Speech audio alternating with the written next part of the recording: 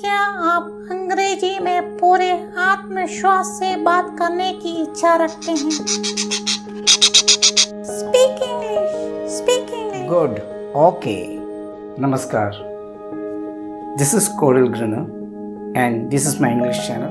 तो English speak करने में अगर आपको बहुत ही पूरे विश्वास के साथ स्पीक करना है तो इसके लिए तो सबसे ज़रूरी होता है स्पीकिंग ही ज़रूरी होती है। उसमें स्पीक तो करना पड़ता है, मतलब बात तो करना पड़ेगा आपको। बिना बात किए तो चलेगा नहीं, तो बात कीजिए। सबसे पहले तो ज़रूरी है बात कीजिए। वो तो शॉर्ट है, अब कैसे करना है थोड़ा और डीप में जाता है इसके। तो जो स्पीकिंग होता है उसमें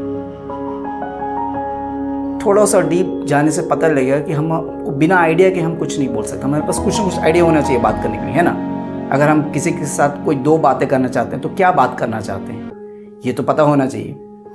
तो हमको थोड़ा और बहुत ज़्यादा बात करना है, थोड़ा डिस्कशन करना है, ज़्यादा देर की बातें करनी है, तो हम क्या बातें करने जा रहे हैं ये तो हमको पता होना चाहिए।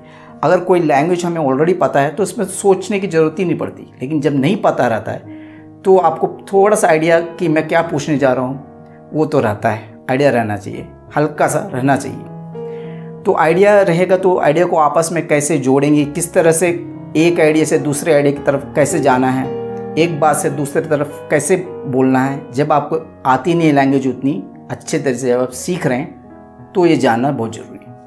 अच्छा, जो दूसरा जो चीज़ है जो कि उतना ही इम्पोर्टेंट है, ज़रूरी होती है, वो होता है वोकैबुलरी। वोकैबुलरी आपकी अच्छी नहीं हो तो एक दो सेंटेंस में यहाँ से घूमते रहोगे आप। जैसे होता ना छोटे से राउंड में घूमते रहना, वही बात बोल के ज़्यादा आगे नहीं जा पाओगे। तो उसके लिए ज़रूरी होती है वोकैबुलरी। और वोकैबुलरी कैसे अपने आप बेहतर करें। हर रोज़ इंग्लिश की एक न्यूज़पेपर पढ़ा कीजिए, हर रोज़, और कुछ इंग्लिश की किताबें पढ़ा कीजिए। जितने ज़्यादा पढ़ेंगे उतनी जल्दी आपकी इम्प्रूवमेंट होगी। और जब पढ़ेंगे तो हमेशा डिक्शनरी देखने की ज़रूरत नहीं। अगर एक वर्ड 3 या 4 बार से ज़्यादा आपके पास आ जाता है, आपको दिखता है, तो देख लीजिए डिक्शनरी, नहीं तो देखने की ज़रूरत नहीं। अच्छा, इसमें बहुत ही इम्पोर्टेंट चीज़ है वो कि डिक्शनरी किस टाइप की डिक्शनरी देखनी चाहिए। तो आपको इंग्लिश लैंग्वेज डिक्शनरी देखनी चाहिए। मतलब क्या होता है? मतलब ये होता है कि डिक्शनरी मेरे हिसाब से 2 टाइप की विशेषकर इस मामले में होती है, जो कि एक तो उस टाइप की डिक्शनरी होती है जिसमें एक्सप्लेनेशन, एक वर्ड का मीनिंग जो होता है, एक वर्ड का मीनिंग जो होता है एक वर्ड में कुछ दे देता है। और दूसरी वो डिक्शनरी होती है जिसमें बहुत डिटेल में देता है मीनिंग। यानी कि जैसे एलिफेंट, ए वाइल्ड एनिमल, छोटा explanation. Elephant, an animal which is found in South Asia, West Africa, and which is a very big known wild animal. It's one of the largest animals. तो इस तरह से explanation जिसमें बहुत लंबा दिया हो, वो उस टाइप को बोलते हैं इंग्लिश लैंग्वेज डिक्शनरी। तो उस डिक्शनरी से आप कहीं से ले लीजिए और उसी को देखिए, और इस तरह न्यूज़पेपर पढ़िए और किताबें पढ़िए, तो आपकी वोकैबुलरी बढ़ जाएगी, है ना। तो वोकैबुलरी है। तो उसके बाद आपको देखना है। और उसके बाद जो तीसरी चीज़ ज़रूरी होती है वो होता है स्ट्रक्चर, यानी कि ग्रामेटिकल स्ट्रक्चर। किस तरीके से आप अलग अलग तरीके से आप इंग्लिश लैंग्वेज को बिल्कुल ग्रामेटिकली करेक्ट तरीके से बातें कर सकते हैं। तो ग्रामेटिकल स्ट्रक्चर को अच्छा करने क्या करना चाहिए। मेरा आपसे सिर्फ एक ही रिकमेंडेशन है, इस चैनल को देखते रहिए। आपके 100% मैं आपको पूरा हेल्प करूंगा। नहीं तो दूसरा तरीका यह है कि आप ग्रामर की किताब पढ़िए और उसमें स्ट्रक्चर को नोट कीजिए, है ना। तो उससे बेहतर है कि आप इस चैनल को देखिए, या कोई और चैनल आपके दिल में आता हो तो उससे भी देख सकते हैं, ऐसी बात नहीं। और शायद कहीं कोचिंग ले जा सकते हैं, लेकिन वो कोई इतनी ज़रूरी नहीं है। अगर आपके दिल में आता हो तो ज़रूर जाइए, उसमें कोई बुराई नहीं। लेकिन इस चैनल को देख लीजिए, उस चैनल में आपको बिल्कुल फ्रीली, कोई आपके खर्चे नहीं पड़ेंगे, कुछ नहीं पड़ेगा। आपको ग्रामेटिकल स्ट्रक्चर एक नेचुरल तरीके से मैं पेश करूंगा, तो आप देखिएगा। तो इम्प्रूव करेगा। तो तीसरा वाले ज़रूरी है कि ग्रामेटिकल स्ट्रक्चर को इम्प्रूव करना। अगर आप ग्रामेटिकल स्ट्रक्चर को इम्प्रूव नहीं करेंगे तो आपका क्या होगा कि अलग अलग तरीके से आप बात नहीं बोल लेंगे। एक ही तरीके से बिल्कुल लगभग एक ही तरीके बोलने की एक थोड़ा सा एक प्रवणता आ जाएगी।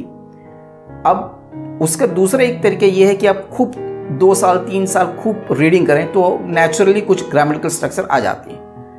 ऐसे भी आ सकते हैं, लेकिन इस चैनल को देखते रहिए, इंप्रूव हो जाएगा। अच्छा, जो चौथी है जो बहुत थोड़ा सा इंपॉर्टेंट है, तीनों से थोड़ा कम, अभी जो 3 जो बताया पॉइंट, यानी कि आइडिया लिंक करना, यानी कि वोकैबुलरी रहना और ग्रामेटिकल स्ट्रक्चर, इन तीनों के अलावा 14 पॉइंट जो है थोड़ा कम इंपॉर्टेंट है। और वो पॉइंट जो है वो है प्रोनाउंसिएशन। अगर आप प्रोनाउंसिएशन बिल्कुल बुरा करते हैं, किसी को समझ भी नहीं आ रहा है, तो उसमें थोड़ा सा आप ध्यान दीजिए, नहीं तो चलेगा। थोड़ा बहुत अगर इधर उधर है तो चलेगा, उससे कोई फ़र्क नहीं पड़ता। बात करने में कोई प्रोनाउंसिएशन तो आपके लैंग्वेज या आप जिस जगह पर रहते हैं उसके हिसाब से तो चेंज होता ही है, तो कोई फ़र्क नहीं पड़ता उसके लिए, है ना। तो इस चारों पॉइंट को देखिए, ध्यान दीजिए।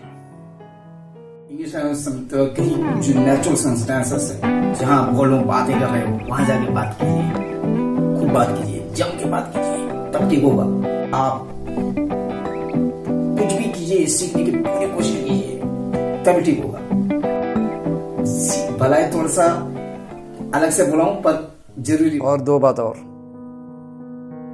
जरूरी बातें हैं। जब आप इंग्लिश बात करें तो कोशिश कीजिए कभी कभी इंग्लिश में सोचा भी कीजिए। थिंक इन इंग्लिश, मतलब जब आप सोचते हैं, कुछ भी मन में सोचते हैं, तो किस लैंग्वेज में सोचते हैं। वो आपकी अधिकतर आपकी जो लैंग्वेज जो आप हमेशा घर में बोलते होंगे वो लैंग्वेज होगी, या आप हमेशा जो ज़िंदगी में जो लैंग्वेज सबसे ज़्यादा बोलते हैं वो लैंग्वेज होगी। इंग्लिश में कभी कभी वो थोड़ा सोचिए, उसको बोलते हैं थिंक इन इंग्लिश, थोड़ा इंग्लिश में सोचिए, वो नंबर 1। और जो दूसरा पॉइंट वो ये है कि आप इंग्लिश में अपने आप से कभी बीच में अपने आप से बात कीजिए। कोई टॉपिक ले लीजिए और 5 मिनट बात कीजिए अपने आप से, घर में कभी भी अकेले में, हर रोज। तो ये जो 2 पॉइंट है, इसको भी अगर आप करते हैं तो जल्दी से सीख जाएंगे। नमस्कार, फिर अगले वीडियो में मिलते हैं।